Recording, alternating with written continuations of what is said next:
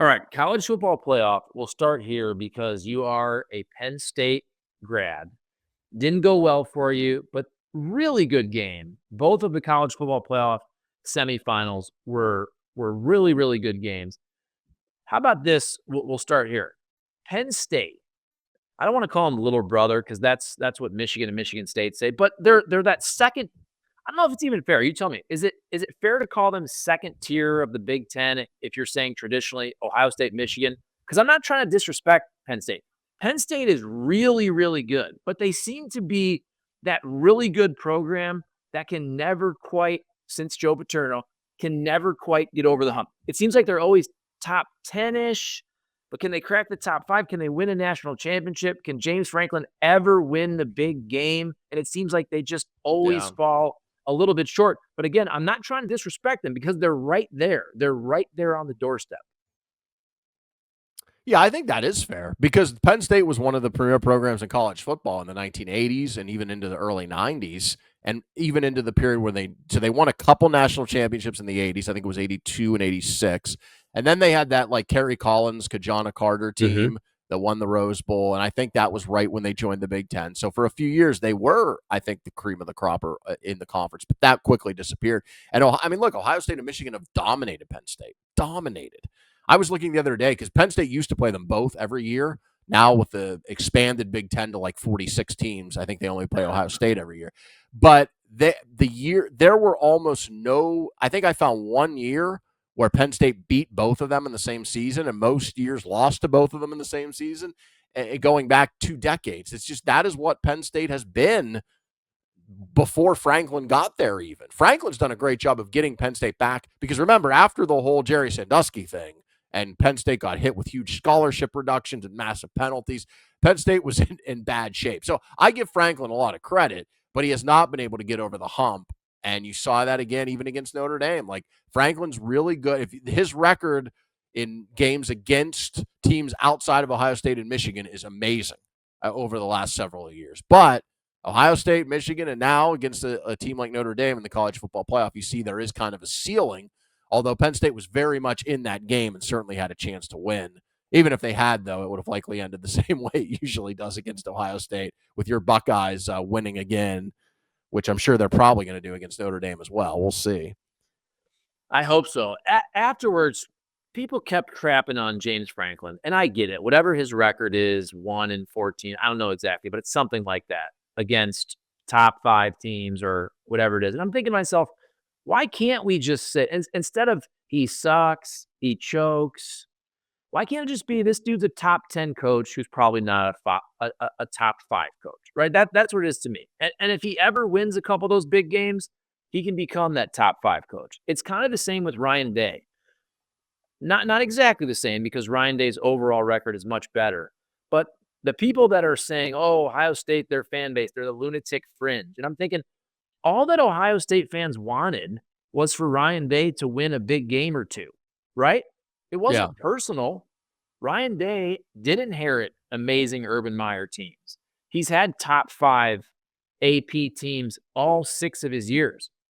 And everybody's saying, "Oh, it was just because you're judging him based on one game versus Michigan." And that's not what it was. That was the worst of it because they were about a 3-touchdown favorite. Michigan kind of sucked this year. Ohio State was at home and was supposed to roll, but Ohio State really hadn't won a game of significance in 4 years. They really hadn't. They hadn't beat Michigan since what? I guess 19. They didn't play in 20, but they hadn't won a Big Ten championship since 20. They hadn't won a national championship, and I understand that's a very high bar, but essentially Ohio State hadn't accomplished any goals, any of their real goals in 4 years. So I do think Ohio State fans are getting a little bit of a bad rap there. And then look, now Ryan Day, he's won 3 big games, and he stays. He's going to stay, obviously, even if they lose to Notre Yeah. Dame. You look at the the road they've had to travel. They're going to have to beat like 4 straight top 8 teams. I did see somebody tweet this. It's the hardest 4-game stretch in the history of college football. When you think about going Wow. whatever Tennessee was, I think Tennessee was 8, Oregon was 1, and then the other day Texas was what? 4, I think. And then you're going to have to play Notre Dame, whatever they're ranked, 6 or 5, whatever it is. So To me, though, it was just Ryan Day just had to win some big games, and now he is, and it's all good. It's as simple as that. Yeah, the expectations are ridiculously high at a few colleges, and Ohio State is one of those programs, as it should be, by the way. And so you're judged by a completely different standard because in almost any other program, what Ryan Day has done would be incredible, and no one would even think about firing him. But the question is always, are you maximizing the resources at your disposal? And college football is not like the NFL. There's no salary cap. It is essentially a skewed field where a few schools with their tradition and their resources have such a massive advantage on everyone else that the expectation should be that high. And I think it was, I don't know if I would have fired Ryan Day if he would have lost in the first round of the college football playoff, but I think it should have been on the table to at least think about, considering how good Ohio State was every year, but particularly this year, and how much the eyeball test told you the talent that they have, and you see it now with how they've run through the playoff. By the way, with Franklin, I just looked it up while we were talking.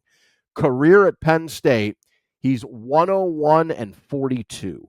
He's finished in the top 10 5 times. This will be the 6th time. Regularly, they appear in New Year's Day bowls, right? At the same time, his record against AP top 10 teams is 4 and 19. And when Penn State has been in the top 10 against another top 10 team, they're 3 and 10. So here's the thing. Here's why I would not, they're not obviously going to move on from Franklin. I don't think they should. And the reason is because I don't think Penn State is on that level of Ohio State, of Michigan when they're good. Michigan having a down year this year. And so I think there's something to be said for the program he inherited and where he has taken them and the consistency with which he wins. Now, there is going to come a point where you do have to have the breakthrough. But I think he's done so much to get Penn State to that level that even though he's 1 and 14 against top 5 teams, I still think you gotta keep going back with him and hope he gets over the hump at least for a little while longer because he has done so much to get the program to a good level. But man, that 1 and 14 against top 5 teams. The lone win by the way was against number 2 Ohio State in 2016. So who do you like for the championship game? I gotta go with Ohio State. Although it wouldn't surprise me if Notre Dame wins the game. I will say this also. Watching Ohio State in the first couple of games of the college football playoff, they rolled Tennessee, they rolled Oregon. Those were both 20, 25-point wins, and they weren't even that close, honestly, because Ohio State kind of called off the dogs, and there were some cosmetic scores at the end of those games. I did like the fact that I'm watching that game the other day as an Ohio State fan, which is the only team I care about in all of sports. That was a freaking nail biter. And the previous 2 games, I was so looking forward to those games, and they were over within 5-7 minutes. Ohio State was up, whatever it was, 14 zip, 21 zip, so early. That was a really, really good game. I think both Michigan earlier in the year and Texas, they've given Notre Dame a blueprint for how to stop Ohio State. And if you double cover Jeremiah Smith, because that's the thing what happened in the first 2 games. Ohio State was so explosive with these big vertical pass plays that all of a sudden you blink and it's 21 zip and the game was over. I think Jeremiah Smith had 1 catch for 3 yards, whatever it was right there. But if you take away the big vertical passing play, now obviously Ohio State scored on the 75-yard screen pass. But if you can no longer, as they say, take the top off the defense, I could see that Notre Dame keeps it close. And then weird stuff. If weird stuff happens there, a fumble here, a fumble there, I think Marcus Freeman is a really good coach. I love what he's doing at Notre Dame, and I grew up not liking Notre Dame, but he's hard not to like. So I think this is going to be a good game. I could see it being really close at halftime. I could see Ohio State going up, whatever it is, a touchdown. Maybe they end up winning by 7 to 10 to 13 points. I don't know, but I don't think it's going to be a blowout. I think we're going to get a good game. Okay. I think Ohio State's going to win fairly easily. Look, Texas did give them the blueprint. We'll see if Notre Dame can do it. The longest catch, by the way, other than that Henderson touchdown was 18 yards. So that just showed you. And look, but Texas's defense, everyone knows how good that front is. They really held the run game pretty much in check, and then they took away the big play. But Ohio State still won by 2 touchdowns. Now they needed that goal line stand, but that goal line stand is kind of what Ohio State does. No one can run it in on them for the most part this season. So we'll see. I think Ohio State just has so much talent that I say 14. I would take Ohio State. What are they? A 9-point favorite, 8 or 9. I would give the 9. I think it's close for a while, and then Ohio State kind of gets a late touchdown to put it away. Wins by in the 10 to 14 range. I'll take it. I do think it's funny. I was talking to my buddy about gambling. And so you mentioned Ohio State, they win by 14 points. But the fact that if you didn't watch that game and you just look at the box score and you don't even look at how the points are scored, you go, oh, Ohio State, they were whatever, 6-point favorite. They win by 14. They probably took care of business. What's interesting, though, is this is from a gambling perspective, I'm saying. If you had Texas in that game and your thought was Texas is going to keep it close, Texas is going to keep it within a touchdown, you were 100% right, by the way, if you made that bet. And then, so this is where gambling, which has obviously a point spread, is different than the real game. Because if the goal of the game was for Texas to score the most possible points and not care about winning, well, then at the end there, they could just kick a field goal, right? They would lose the football game, but all of the bettors would win. But of course, nobody's going to do that because the point is to win the football game. And that's what's funny to me is sometimes good bets lose and bad bets win. And if you're sitting there with the Ohio State ticket, by the way, first half also, I believe first half Ohio State -3.5. Henderson scores that 75-yard touchdown basically at the buzzer, whatever it was, 20 seconds left in the first half to swing all those bets. And then same at the end there. You essentially have Texas knocking on the door. They are 1 yard from tying the football game, and they lose by 2 touchdowns. It's crazy. It's a bad beat. That's what happens because you're right. They're right there, and then you have the strip sack fumble return for a touchdown, and now you go from a 7-point game to a 14-point game, and the cover and Ohio State covers. It really is crazy how oftentimes that happens, and that is why, Charlie, it is almost impossible to make money betting on sports, particularly the NFL or big time college football. Okay, so college football playoff, the early rounds sucked, but the semifinals were awesome. And hopefully we get a great national championship game. And we'll kind of use that to transition to the NFL because for the most part, not a lot of great games. I'll be the first person to admit I didn't really watch that much. I watched a decent amount of the Eagles and Packers. Honestly, more so of the pregame. I was kind of fascinated by the saxophone player and the eagle coming down and all that. Oh, I didn't even see that. Yes. This kind of gets into RFK, like, he's a falconer. I just think it's cool. I think it's cool to see the eagle go down, lands on the woman's arm, and then she ties the thing around the feet. And I always want that eagle to go rogue, but it never does. So that's my breakdown. I didn't really watch much of the games, but I'm not a really big NFL fan anymore. And fantasy football is over, so I'll let you take over here.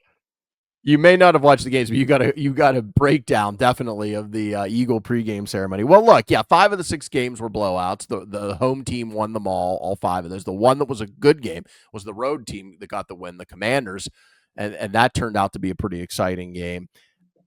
It's interesting now because you would think now that you're down to the final 8 this weekend, you would have 4 really competitive games.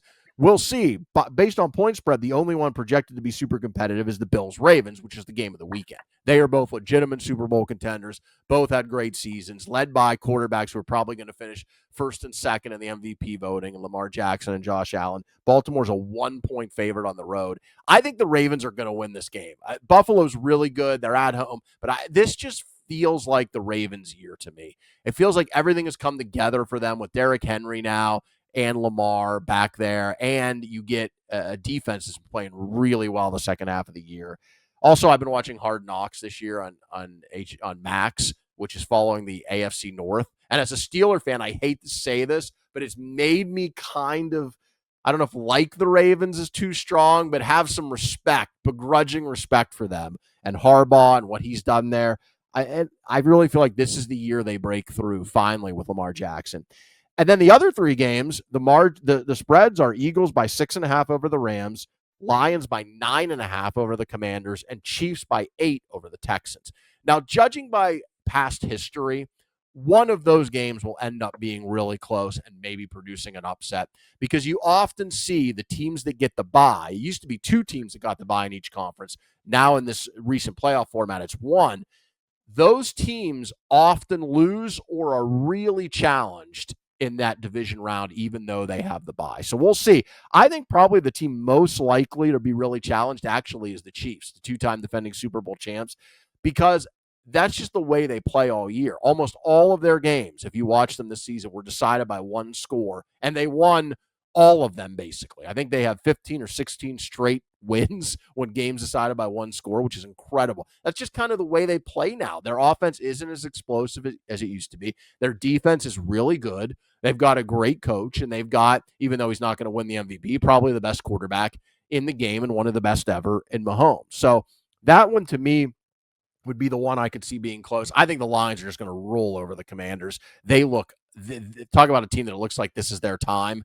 That's what you see with the Lions. And look, the Rams played great on Monday night against the Vikings. They really did. So I wouldn't count them out against the Eagles and maybe making that game somewhat competitive. So that's kind of my rough breakdown of the games this weekend. But the Bills-Ravens is definitely, if you're only going to watch one game, that's the one.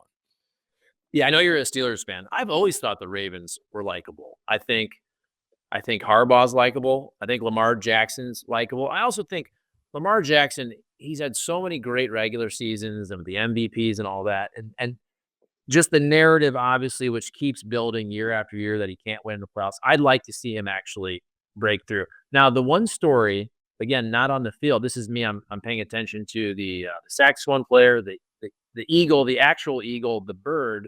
But then the viral story about this Eagles fan.